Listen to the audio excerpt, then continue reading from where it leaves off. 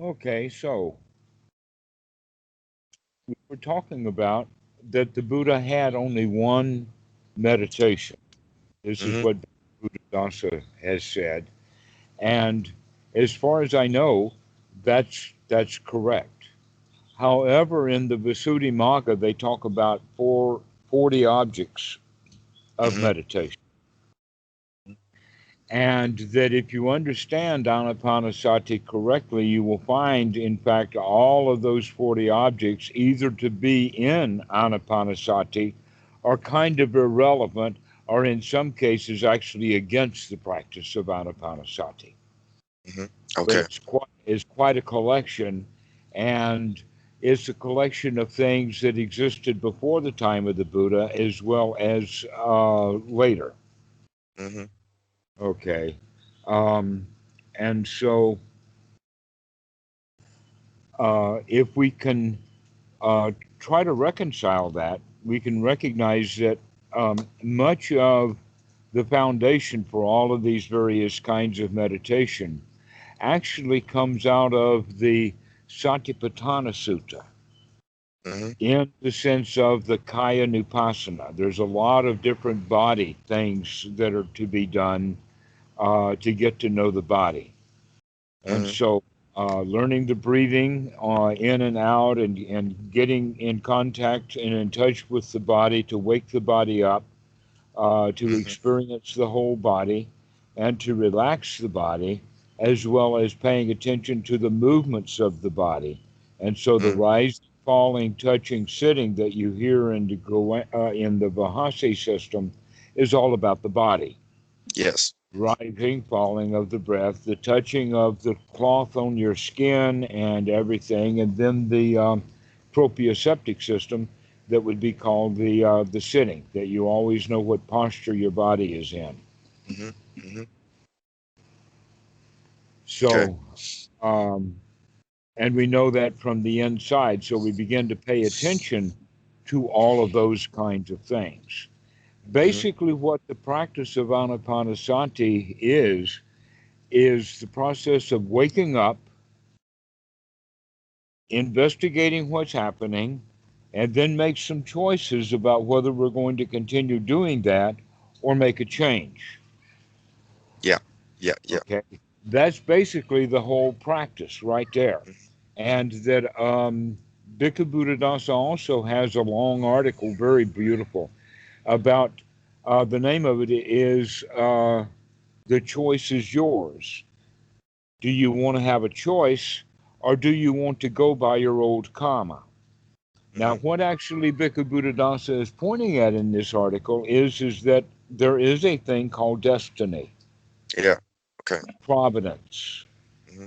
um, that um, cliches like "he who lives by the sword dies by the sword" goes right along with that mentality. Mm-hmm. But within the concept of the teaching of the Buddha, it's always to wake up to the fact that you've got a choice, Mm-hmm. and the choices are actually quite broad. And so Mm-hmm. you need to investigate the various possibilities rather than continuing to do the things that you've been doing Mm-hmm. out of habit. Mm-hmm. Yeah. Yeah. Okay. And so this is a lot of what Anapanasati is, but it's also the Eightfold Noble Path Mm-hmm. in the sense of right view is to investigate, to look at what's going on. Right sati is to wake up so that we can do that. And then Mm-hmm. one's right effort is to take the effort to make the change that needs to be made based upon our observation. Okay. Yeah. And then the result is the right attitude is I can do this. Mm-hmm. Exactly. Okay. Okay. Mm-hmm. Now, basically, your question had to do with okay, well, if I can do that and I can relax, Mm-hmm. then what is next after that? The Mm-hmm. answer is when you can't relax, why not? Okay. Because there's going to be times when you can't relax, and there will be times when you have the thought or actually the attitude that I can't relax, that things are too tough, they're too tight, things are Okay. too dangerous, I can't relax, right? Mm-hmm. Mm-hmm. Is that going to be factual, or is that going to be just more of old habit kind of thinking? Yeah, yeah, yeah. Precisely. Okay. Okay. Because most of the time, danger is manufactured rather than Yes. real. Yes. I agree. So, if we can get ourselves into a state of being relaxed, Mm-hmm. and then again we can get ourselves into a state of being relaxed, and then again getting ourselves into a state of relaxed, and then again getting ourselves into a state of relaxed over and over and over again, so that you know, hey, I've got this thing getting relaxed nailed. I've got it. Mm-hmm. Mm-hmm. Okay. This is when we add in the fourth ingredient, which is the right attitude. The right attitude is I can relax anytime I want to. Mm-hmm. hmm Rather than having something next, because in fact, what we're doing is we're practicing this thing, relaxation, that you mentioned, over and over and over again until it actually fits, till we actually are relaxed. Yeah. Yeah. Yeah. Okay. And when I'm talking about relaxed, I'm going to add a few ingredients to that. That certainly relaxed is one of the words that we want to use, but other words we would want would be like feeling secure, feeling Yeah. safe, Mm-hmm. feeling confident, Mm-hmm. feeling contented and satisfied. Mm-hmm. That's what we really mean by relaxed. Relaxed, not just like because the fight is over and at least now he's not beating on me. There's that kind of relaxation. Mm-hmm. But then there's the relaxation that goes deeper than that. Um, and when the relaxation gets deep enough, then it gets to the point that we feel like a champion, that we can, in fact, have the little bouts and spats of life, but we can handle them easily while being relaxed. That Mm-hmm. there is no more troubles. We don't have any worries. Okay. Can we get ourselves into that kind of state and maintain it? Mm-hmm. That's what we're really looking for. Okay. Yes. So Yes. anapanasati is actually all the practice that we need, or the only um, method, as it were, or practice session. But basically, the anapanasati is doing nothing more than putting the Eightfold Noble Path into practice so that we can practice it and build up the skills for it. Mm-hmm. Okay. Okay. That this is an important question, especially in the method and the way that it's done, because much of the things that are called meditation are done otherwise. In other words, they're Okay. taking the good advice of the Buddha and kind of ignoring it. And that actually is quite easy to happen. Um, and here's an example of that. In the Satipatthana Sutta, which I've mentioned, it's a fairly long sutta. Mm-hmm. And that in the Satipatthana Sutta, naturally you would expect it to be broken up into the four foundations of mindfulness. Mm-hmm. The first and long section is on the body. Then Mm-hmm. it talks about feelings for just a short period of time. Then it talks about sita and gives some very, very good advice about making sure that you know what condition your mind is in. Is it sharp and focused, or is it dull, or is it bright? Uh, is it fixed on an object, or is it fixed on being able to move from object to object flawlessly without wandering away? Mm-hmm. Okay, so the state of mind that we're in. Then in the Yeah. last part of the sutta, it begins with the hindrances and talks about the hindrance as we would expect in a discussion like this, because the first thing generally that a student encounters in their meditation are the hindrances to being relaxed. Mm-hmm.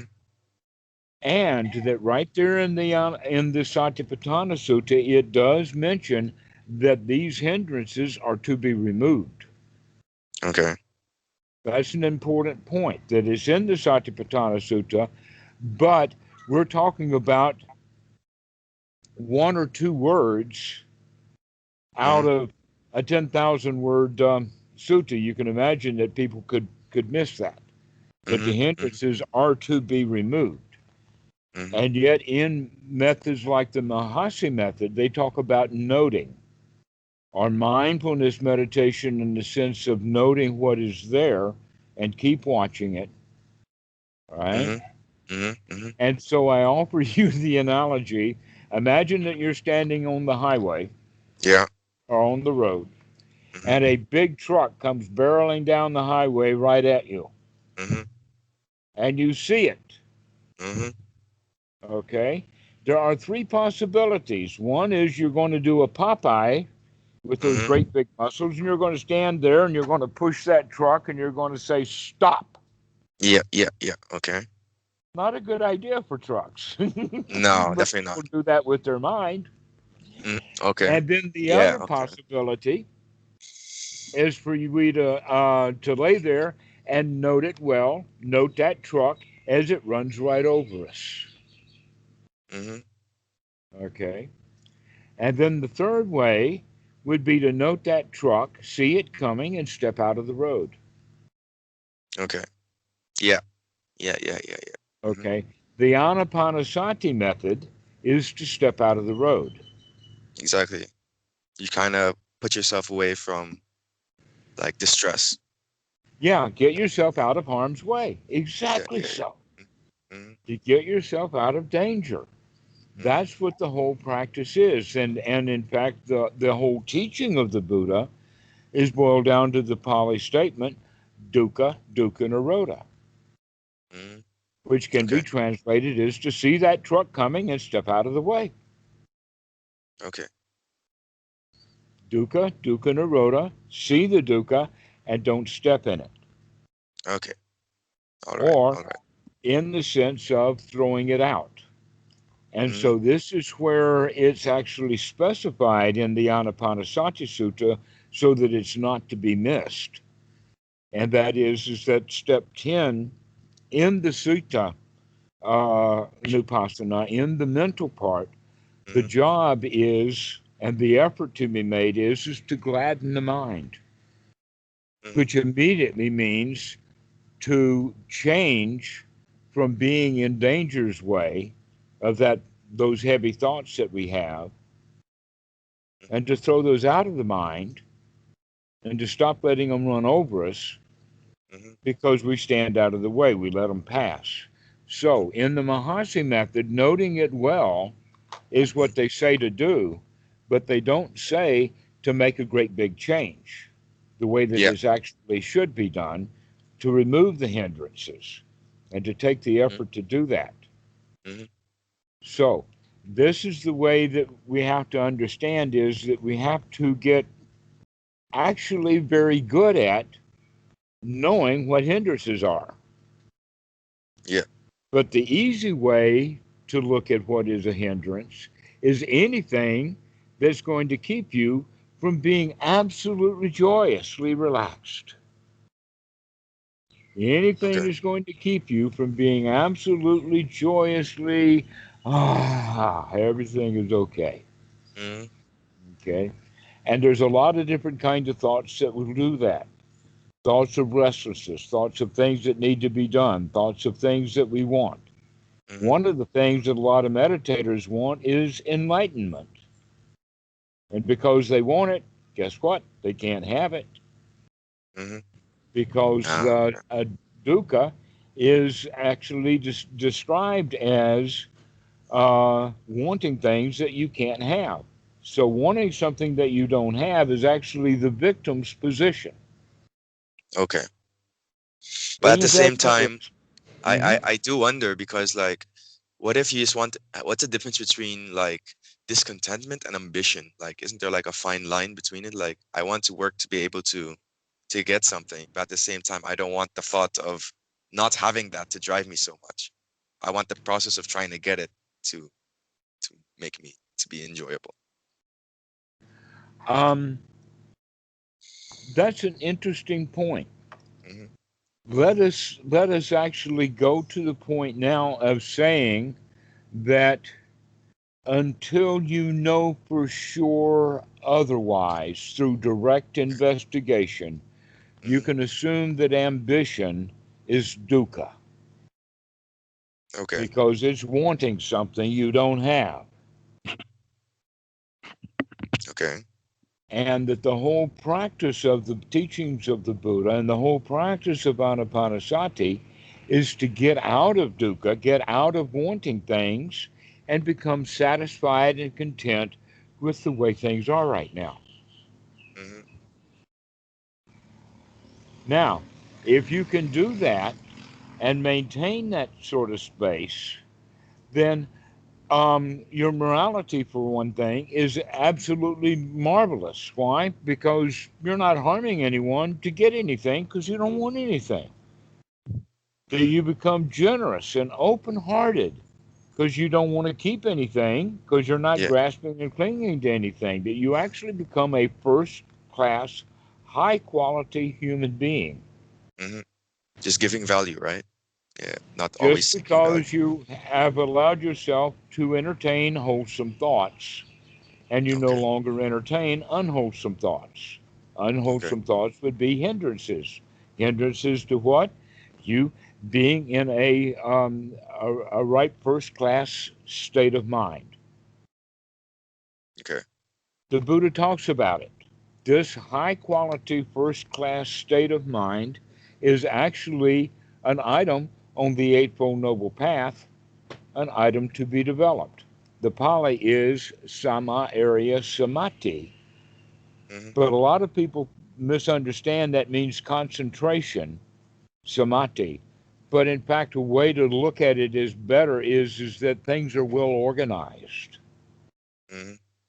An example of that would be that you could take a big grandfather clock Hmm. and let us say uh, concentrate it with a sledgehammer and get that clock down to something very small. But it wouldn't be very functional like that, all beat up into a small bottle. And Hmm. what real samadhi is getting things fit for work. Yeah. So the clock that is in pieces is how we normally see things, and so concentration means actually we're trying to get things together To make it so work. that they Okay. function well Yeah. Okay. Okay. and that they've got all of the ingredients that they need. So let's Hmm. look at the ingredients that come into this unification of mind, which is noble. In fact, Hmm. the whole list of things, I like the little list. It's noble, it's super mundane, it's factor of the path, and Hmm. it's not shared by ordinary people. Okay. Noble is the way that they talk about it. And we're not talking about noble born, but rather the noble attitude. And Hmm. the noble attitude is, hey, I'm above this. I'm aloof. I can handle this. The Precisely. noble who, let us say that there are two farmers that are having a great big argument and they about a pig and they wind up wrestling each other and the Yeah. pig Yeah. in the mud. And the noble comes by. What Hmm. does the nobleman do? Well, one thing Like he's not going to I'm out do of is here. he's not going to get in that mud bath, Precisely. right? Hmm. He's going to stand aside. Hmm. That's not my bath. That's not my fight. We can stay above the fray. That's what we mean by supramundane. Uh, supramundane, rather, is that it's above the world. In fact, the Pali word for that is lokatara, and it's an attitude that we begin to develop. Basically, the attitude is possibly correctly but not well stated as I'm above all of that. I'm above all of that. Perhaps a better way of stating it would be that's not my business. Precisely. Yeah. Yeah. That's none of my business. Yeah. Hmm. Hmm. Okay. And when we can see the world as none of my business is not my business, then if it's not my business, that means I don't have to go do a whole bunch of stuff. Exactly. including judging the world as to whether it's good or bad or not to my liking or anything like that. I can sort of let it be Hmm. on its own. Exactly. I understand. That's So nice. this is what we mean by the noble mind. The noble mind that's above the world and above the fight over the pig and Hmm. above the politics. Hmm. Okay, so we begin to um, actually, by practicing the Eightfold Path, we begin to notice all the things that we have been attached to and recognize that the things that we become attached to generally are then hindrances in one way or the other for us to be at peace Hmm. and in a joyful state right in the here now. Hmm. Okay. Okay, so um, if we begin to practice so that we can get into a state that is joyful and accepting the way things are right now, Hmm. that's a good skill to develop, being able to get into that state. Another skill, which is close to that, is the skill that once we get into that state, we can maintain it Yeah. rather than falling back into hindrances. And sometimes hindrances are going to come along that are pretty big deals. Yeah. Exactly. And can you maintain your cool even when the big hindrances come by? Hmm. Once you know that you can, in fact, do that, once you recognize, hey, there's not a thing that's going to happen in my life that I can't handle very well. Think about that.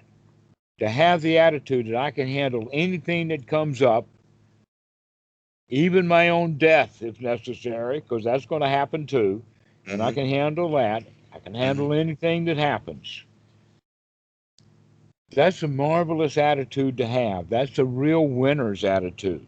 Hmm. That in fact the Buddha was known to be a lion. That's the attitude is I can handle whatever happens.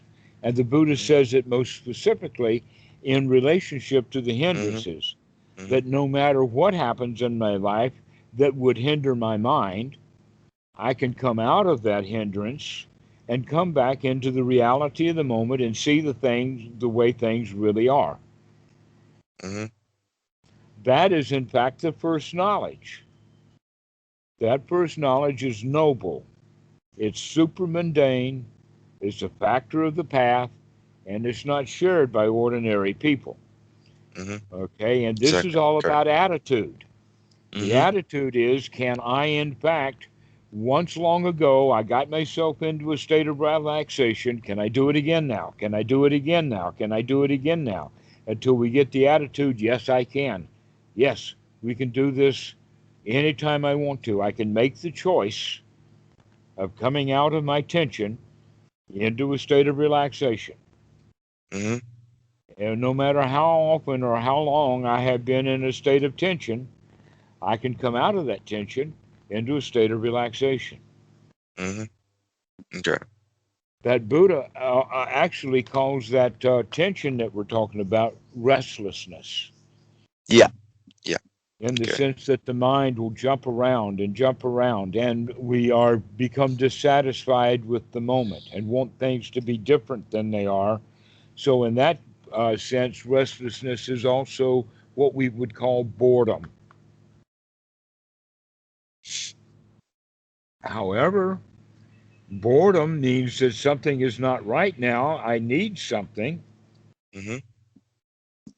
something maybe to occupy my mind. That means now I want something that I don't I do not have that have. will give Yeah. me the peace of mind. And so you can see these hindrances run and circle around each other. Hmm. Hmm. Exactly. And once you can see the cycles and see what's going on, you can put a stop to it. You say, aha, I can stop that. Hmm. And the Buddha used the term, aha, I see you, Mara, to be able to see hindrances as hindrances with the right understanding and knowledge that they are to be removed immediately Hmm. so that we can now have wholesome thoughts. Okay. thoughts about the present moment, thoughts about the Dhamma. That in fact is very interesting that in the Satipatthana Sutta that we were talking about before, um, after the hindrances, it goes on to talk about various things about the Dhamma, which are indications that these are wholesome thoughts, Mm-hmm. wholesome things to think Mm-hmm. about. Yes. One of them would be the five aggregates. Why is it worthwhile thinking about the five aggregates? Is because I'm not self. And so we will actually talk about on another call, we'll talk about the five aggregates. Okay. But I'm mentioning it now because that's something that's wholesome to think about. That Mm-hmm. it's not me, it's not mine, it's not my business, it's not my worry. Mm-hmm. Okay? Mm-hmm. Okay. Not up to me. So we begin to get out of our selfishness and go back into our state of relaxation. Mm-hmm. Okay. All right. So that relaxation, then, we will keep as the knowledge that those things are not me. They're not Mm-hmm. mine. They don't belong to me. There's no reason why I should fret over George Bush or Donald Trump or any president or anybody else in any politician in Europe. I mean, they've got their life and they probably are suffering. They wear through it. Why should I Mm-hmm. suffer through mine thinking about their suffering? Mm-hmm. They're not Exactly. my business. Mm-hmm. And so I can kind of drop all of those thoughts of politics and the world and everything and just be here now with the Dhamma. So another thing that's mentioned is also the seven factors of enlightenment, the Sambhojana. Now, basically, what the Sambhojana is that it's the fulfillment of the Eightfold Noble Path. That the Eightfold Noble Path is the method or the process or the procedure, the practice that you need to do. But then there comes a time when, after you've gotten those things practiced, you've got it, right? Now you've got the skills. And what do the skills look like? Okay. The skill of sati looks like unremitting sati. Can I keep remembering and keep remembering and keep remembering to keep coming back and coming back and coming back to being relaxed, to being relaxed, right? That's what that means. Also, unremitting investigation. Right Mm-hmm. noble view becomes constantly looking, constantly viewing, constantly inspecting, not assuming that we already know the answer, but to continue to investigate, to stay open, to observe, to watch, to note, and Mm-hmm. to evaluate in the sense of knowing what is wholesome and what is not wholesome, Mm-hmm. to become discerning in that way in your knowledge. This is wisdom arising. And so, with that wisdom and that faculty of wisdom to know what is wholesome and what is not wholesome, we can throw the unwholesome thoughts out. And in the beginning, that takes effort because those thoughts are part of the habit system. But once we have that seven factors of enlightenment fulfilled, now it's piece of cake. It's Mm-hmm. easy. That Mm-hmm. it actually becomes unremitting easy to do, effortless, or almost energetic. Mm-hmm. In fact, Okay. in some translations, they use the word unremitting energy. But what we're talking about is the effort now is not any more effort anymore because we're ready for it. Mm-hmm. The next one is unremitting joy, that the joy is there. Mm-hmm. Why? Because Yes. you developed it. You've been Mm-hmm. developing your joy. And Mm-hmm. so you have the piti and the sukha readily available to you, as well as the tranquility or the peace, the Mm-hmm. relaxation that you were talking about as factors. So, one of the things we want to do with the seven factors of enlightenment is not just repeat them over and over again, but rather, what is my level of sati? What is my level of investigation? How am I doing there with being energetic? How's my joy? Is my joy up there? Mm-hmm. Okay, how's my relaxation? How's that going? Okay, so these are kind of wholesome thoughts to have is an investigation, an evaluation of just how ship shape things really are. That you're Mm-hmm. good. Things are good to go. Okay. And also thinking about the Four Noble Truths and the Eightfold Noble Path. These are all wholesome things to think about, but by and large, we're thinking about them in the sense of this present moment. Is this dukkha or is this thought not dukkha? Is Mm-hmm. this thought dukkha? And if it is, where's the greed? Where's the ill will? Where's the ignorance, etc.? And then um, we throw that stuff out and we can say, okay, now we're in third noble truth. Wow, this is third noble truth. I don't have any suffering at all. I'm good. Finally, I'm good. Okay. So these are the kinds of thoughts that we can have that would be very, very wholesome. Mm-hmm. But thoughts about the past, thoughts about the future, thoughts about someplace else. For instance, thoughts about going to the bank. The time to think about going to the bank is just before you go to the bank to make sure you got all the paperwork to go to the bank, and then you go to the bank. But most people will go to the bank 100 times the week before they go to the bank. Yeah. It keeps Mm-hmm. coming and coming and coming. Well, guess what? Going to the bank in the mind and not actually getting the business done is a worrisome thing to do. Yes. And so we get worried about going to the bank for no reason at all. Mm-hmm. Hey, I'm not going to go to the bank. Why should I think about the bank? And so now we're beginning to look at these hindrances closely. Why Yeah. should I think about going to the bank? I've already thought about going to the bank. Why should I think about it now? And if we start doing that and evaluating all of these various thoughts and keep coming back, never mind, I don't have to think about that. I don't have to think about this. I don't have to think about the visa. I don't have to think about the dog. I don't have to think about going to work right now. Right now, everything is good. Yes. Okay. Exactly. That's what's next, is to get good at identifying hindrances. But then let's say if you're facing a challenge, like how I see it at least, if I'm facing a challenge, you can still see it's good that it's giving you one experience to a learning, like a learning uh a space to learn, but also like, it can make you feel such a way that you haven't before. Like that's how I think about it now. Okay. Actually, an example of that would be getting sick.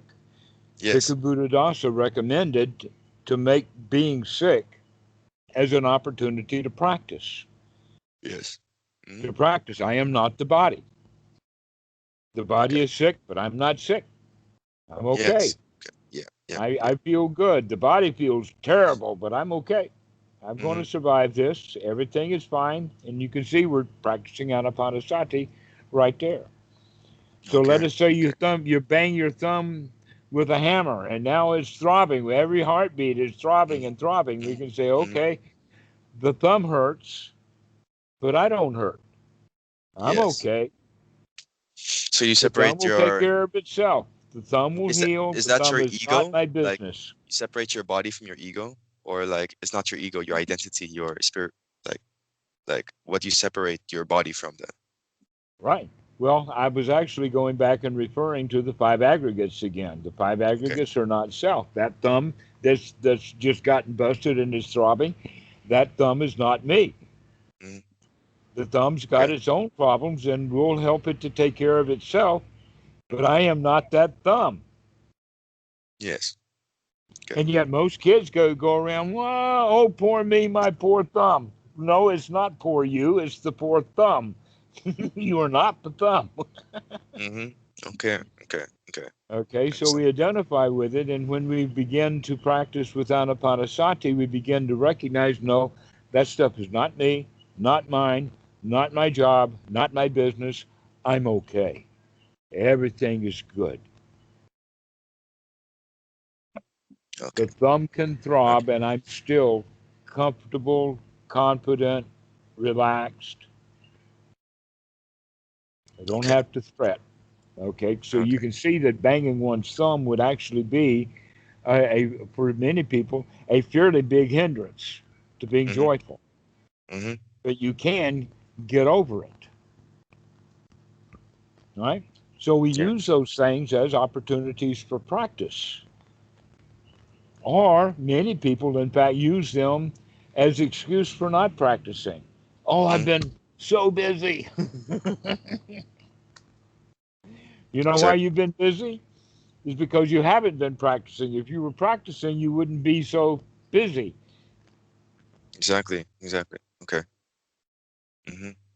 And so you've had many opportunities to practice that you didn't know about. Mm-hmm. So when Bhikkhu Buddhadasa is talking about when we're sick, that's a good opportunity to practice. When we're busy, that's a good opportunity to stop being busy and start to relax. Okay. Even if we're on the move, and I mean picking up boxes and moving it from this room to out in the street or whatnot like that, we can in fact set that box down and take a deep breath. I can Mm-hmm. relax. Mm-hmm. And after I relax, I can pick that box up and put it on the truck. Yes. Okay. Okay. All right. That's what we're Nice. going for, is use Mm-hmm. everything as an opportunity to practice. All right. All right. But the practice is the same, Okay. and that is to clean the hindrances out of the mind and get ourselves into a nice state of relaxation and peace. Mm-hmm. Okay. Okay. But then, like, because as you said, like, you should have an attitude that most people don't have. How can you, like, what if some people, like, let's say, like, you believe everything's okay, everything's all right, and let's say you have a friend who's like, no, everything's not all right, everything's not all right, and then it's like, don't you feel the same? And she wants you to feel the same way. What would be a Right. positive? What would be a positive attitude to like to say like I want, because the thing is like at that point what I would do at that position, like okay, just try meditating or something. And sometimes they like, no, I don't want to do it. But then I just like what I would do is like, yeah, it's my friend, but it's not my business to be this rattled and shit. So I'd rather just like Right. just That calm down and what you're saying is you let him rattle you. He yeah, has yeah, made you take his business as if it were yours. precisely, exactly. And like And it's his not. business, It's and not. his, right, his business is his business. Your business is your business. If you pay attention to only your business, you'll be much happier. Mm-hmm. But you see, Okay. let's talk about it in this respect, because this is germane, and that is that um, one of the most important qualities for for in the beginning of one's practice, and when I say the beginning of one's practice, we're talking about within the first 20 years. Okay. Okay. And that is the issue of doubt. Yes. And that there are three major layers of doubt. Okay. And that the layer of doubt that your friend and your example is in Mm-hmm. is the layer of doubt of where or who can he get to help him out of his mess. Yes. Yes. And he's trying to give you his mess. And he's trying to give everybody else his mess, Mm-hmm. looking for a mommy or looking for a government or looking for a priest or a Yeah. preacher Yeah. or a guru or a method Mm-hmm. or a meditation or something to fix him. Yes. Okay. What we're already past that, hopefully, Mm-hmm. Yes. because this is the whole teaching of the second noble truth is guess what, bub? You made this mess. You're going to have to get yourself out of it. Mm-hmm. That's the sum total and the most important teaching of the second noble truth Mm-hmm. is the source of suffering is my own greed, my own ill will, and my own refusing to look at what's right in front of me. Yeah. Okay. Okay? It's like it's That's all my own doing to myself, and I have control. It's like that kind of. mhm. Okay. And so this is a major change from Okay. the way that society does it is that and women are very good at this, by the way, is sharing Yeah. the How they feel. problem. Yeah, Sharing the problem. sharing how they feel. Yeah. Okay, if Yeah. I Yeah. can get other people to feel the way I feel, then I don't feel so bad about feeling this bad. Exactly. Exactly. But I know oftentimes, that. men, when Hmm. women dump on them all of their problems, or at least one major problem, the guy gets the idea, oh, now she's giving me a task to do. That means I've got to set this thing right. And all she wanted to Yes, do yes. was make you feel the way that she feels. And then Yeah, she feels all right. She didn't want you precisely. to fix it. She's not looking for a knight in shining armor. She's looking for a girl. But but in that in that example, like if she wanted, let's say it was your girlfriend. Let's say if your girlfriend wanted you to feel how she felt, but you know you shouldn't feel that way. But at the same time, you want to be a good boyfriend, so that because you want to understand how she's feeling. How can you like how could you respond to that? Like let's say after you understood how she felt, but you don't want to feel how she feels. What would you say to that? Okay.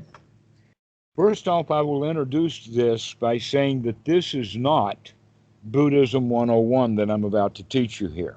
Okay, okay, Okay, this is not. okay, Let us stay on Buddhism 101 until we get it really nailed, but we'll take this adventure on the side. okay. And go into the teaching of the Brahma Viharas. And Okay. actually, you could go so far as to say that the Brahma Vihara, the word Vihara actually means the home of, you can hear the word heart or hara in there. Mhm. So the Vihara, like Vipassana, means to go into one's heart. Yes. And Okay. that this heart is the highest class heart there is. High class heart is the same thing as the noble mind, just a different frame of reference. Mhm. Okay, so the Brahma Viharas have metta, karuna, mudita, and upeka. Okay. And metta, okay, so basically, when girls share their feelings so that they can get other girls to commiserate with them, then that means that they're looking up for a pity party. It's basically like if one person is drowning and Yeah. instead of throwing them a lifeline, you're supposed to jump in the water and drown with them. Yeah. Yeah. Okay. Okay? Mhm. Let's find something different to do. Mhm. And that is that we can actually save her out of her drowning situation Mhm. by giving her a different vibration, different vibes. Mudita actually is referred to as sympathetic joy. Okay. Sympathetic joy means that if you can maintain your joyfulness, then when she's having a pity party, you can respond to her with joy, with Exactly. things like, "Oh, I bet you don't feel really that bad, do you? Mhm. It's not Okay. really that big a deal, is it? Mhm. Mhm. I bet you could smile if you tried. I Okay. bet if I got silly, you could smile." Mhm. And then Mhm. you take them Absolutely. and talk them right out of it. Okay. Okay. That's Mhm. how you do it. Mhm. Is Okay. is that Okay. you don't meet them necessarily where they are, but your whole intention is to give them a spoonful of sugar Yes. to Okay. help their own Okay. medicine go down. Okay, Mhm. Mhm. this is the way that you want to deal with other people. Now, like I said, this is not Buddhism 101. The question is, where are you going to get this joy juice? Where are you Mhm. going to get this sugar when she's all in a pity party? Why don't you join that pity party or think she's got work to do? Mhm. Because that's the two options that would be there. You either fix her problem or you commiserate with her is Mhm. the standard operating procedure. You've got to have sati and you've got to have that joy built in Mhm. so that you can then go and give her what she really needs and deserves, and that is happiness and joy. Precisely. Mhm. And She doesn't contentment. need to be Yeah. in her pity party. You can talk her Mhm. out of it. Absolutely. I agree. Okay. All right, so now you've got another reason for practicing anapanasati, the same thing with these various points, to get yourself into a state of sukha Mhm. and piti so that you do have that joy, you do have that can do attitude. Oh, she's in a pity party. I bet I can get her out of that. Mhm. Exactly. Mhm. Okay. Okay. Okay. And that'll give you the attitude with that can do attitude. And you can begin to take on the whole world that way. That Mhm. her pity party is not your problem. Your job is to maintain your joy, and if you maintain your joy in front of her, she'll pick up on it. That's Mm-hmm. nature. It's actually instinctual, Mm-hmm. part of our Okay. herding instinct or herding behavior. Mm-hmm. That she will see you as safe and she will come and join your herd. Mm-hmm. Okay. Okay. And I understand. All right. All right. All right. You're kind of a leader in that sense. Okay. Yes, exactly. Because if you go against what most people think, then you're kind of a leader. It's like going against herd mentality. And you stay strong in your own beliefs, then other people will join you. Okay. Mhm. Okay. So if you've got the Dhamma and you're overflowing with the Dhamma, then it works very well when you deal with other people with with Dhamma, with joy. Mm-hmm. Okay. You can tell them everything's going to be okay. You got no problem. That's not a big deal. Mm-hmm. In many cases, people fret over two happy problems. I either have this great big nice thing, or I have this great big nice thing over here, and I can't choose which one, and they start to feel bad. Yeah, yeah, yeah, yeah. Why can't you just like be happy with nothing? Or like, you Mhm. last night when I was meditating, sometimes I just realized like because the last few weeks I haven't been doing it, but then when I did it last night, I was like, isn't it just good to be alive?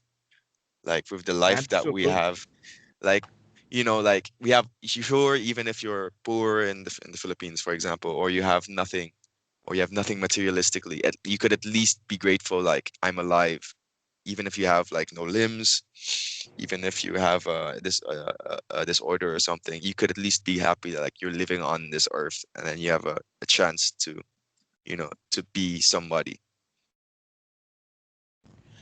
Yes, absolutely. And we can even narrow that focus down to, Hmm. isn't it marvelous that I Hmm. am right here, right Right now. now, satisfied with it? Exactly. That I've Exactly. made it this far. I'm still alive. I haven't clutched myself to death yet. And here I am, right here, right now, and it's marvelous. I like that. I like that.